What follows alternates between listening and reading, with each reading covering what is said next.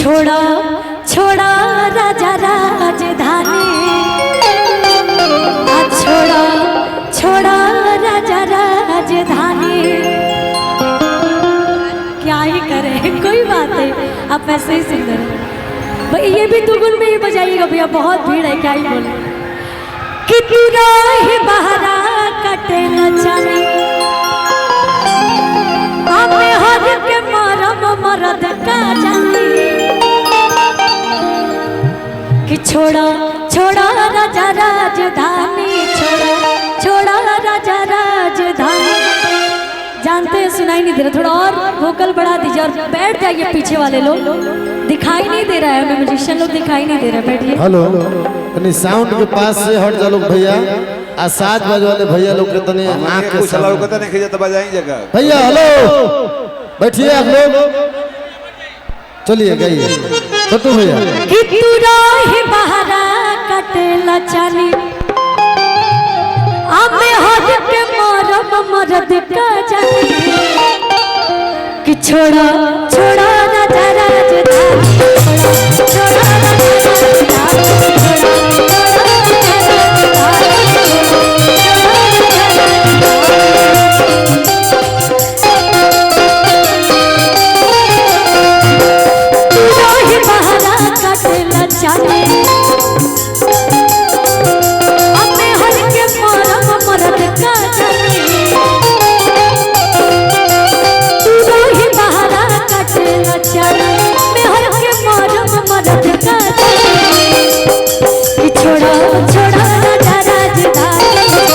छोड़ा राजा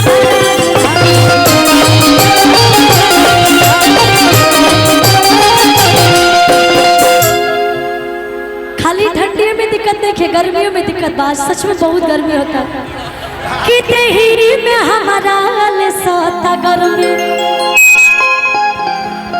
घसील कुल कुल दहे पाउडर में, अदुआ के डाला बर्फ के पानी। छोड़ा छोड़ा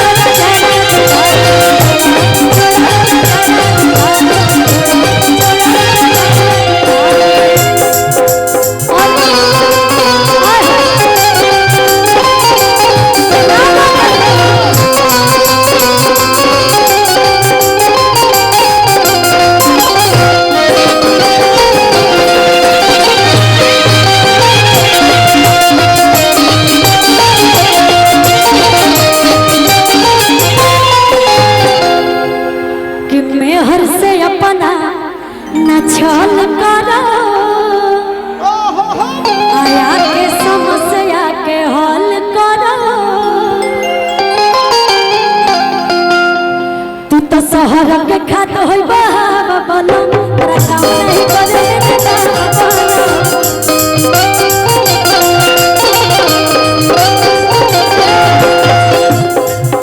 किया जाना चढ़ के आज भलाई।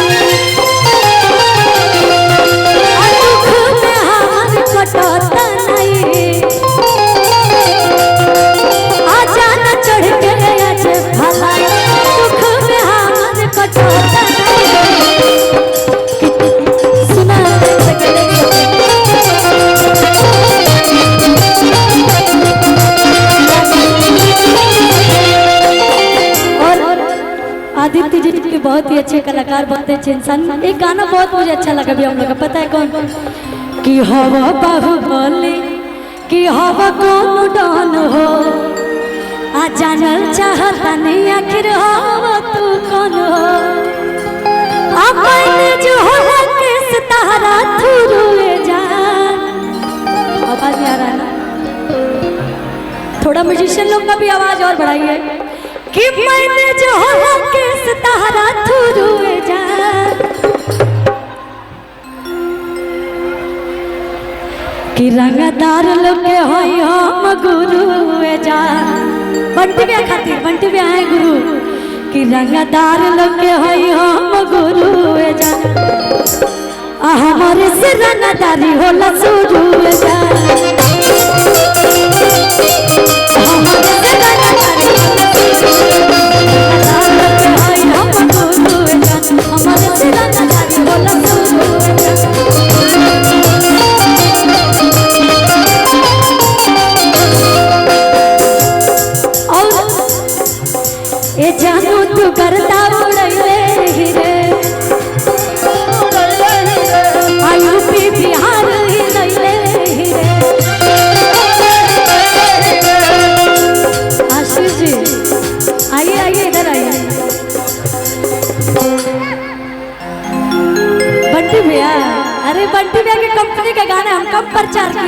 का हिट बगाना है कि ए जानू तू करदा उड़ैले रे यूपी बिहार हिलैले रे कि और चर्चा में तोरे नाम रहतो रे कि मार्केट में तोरे डिमांड रहतो रे आ परांड हर मजनुआ परांड रहतो रे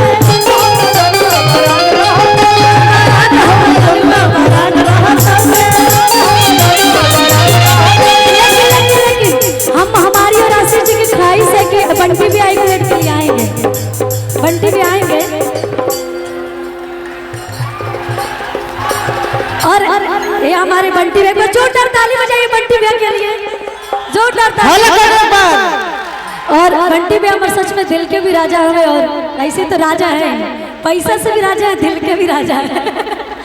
ए जानू तू करता उड़ैले रे यूपी बिहार हिलैले रे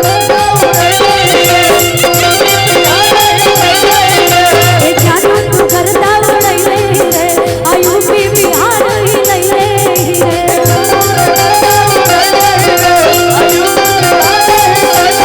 आज चर्चा में तुझे नाम रहता रे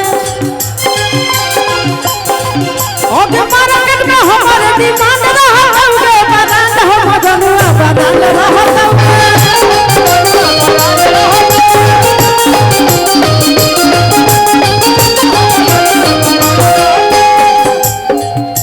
और बहुत सारे हमारे पंकज भैया कहाँ गए, पंकज बिहारी भैया, शशि भैया की तरफ से पंकज भैया कहाँ हैं?